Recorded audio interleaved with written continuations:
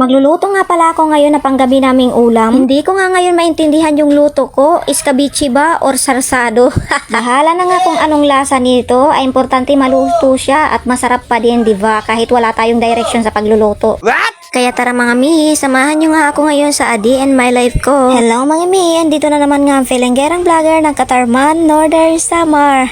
Ops, ops, ops. Feeling pa lang po yan, kaya wag kang pikon. Haha, charis. Bago nga ako magsimula magluto dyan, ay niready ko muna dito yung mga lamas na gagamitin ko. Ginayat-gayat ko nga lang dyan yung bawang, sibuyas, kamatis at luya. Pagkatapos ko nga talagang gayat-gayatin yung mga lamas, ay hinugasan ko na dito yung isda ng 2 beses. Pagkatapos ko nga mahugasan yung isda, ay tinimplahan ko lang dito ng asin at saka bitchin. At syempre, minikos-mikos ko na din. Niready ko na nga dito yung kawali. Nang uminit na nga yung kawali, ay nilagyan ko na ng mantika. Nang kumulo na nga talaga yung dugo ko, ay yung mantika pala.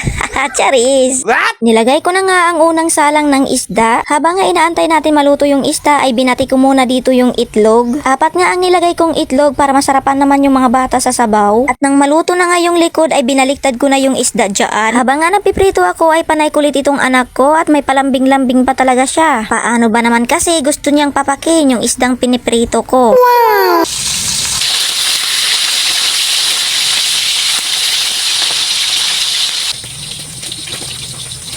May pasayaw-sayaw pa nga talaga siya para mabigyan ko lang talaga siya ng isda. At nang maluto na nga ay inilagay ko lang siya sa isang lagay at isinalang ko na nga dito yung natitira pang isda. Malikod nga lang ako sandali dahil may kukunin ako sa loob ng kwarto ko. Nang bumalik na nga ako dito sa kusina ay nadatnan ko itong anak ko. Tinitira na pala yung isdang prinito ko. At masarap nga siya sa isdang prinito ko dahil hindi niya talaga binitawan. Wow! Nang matapos ko na nga talagang prituhin lahat ng isda ay ginisa ko na nga dito yung mga lamas na ginayat-gayat ko kanina.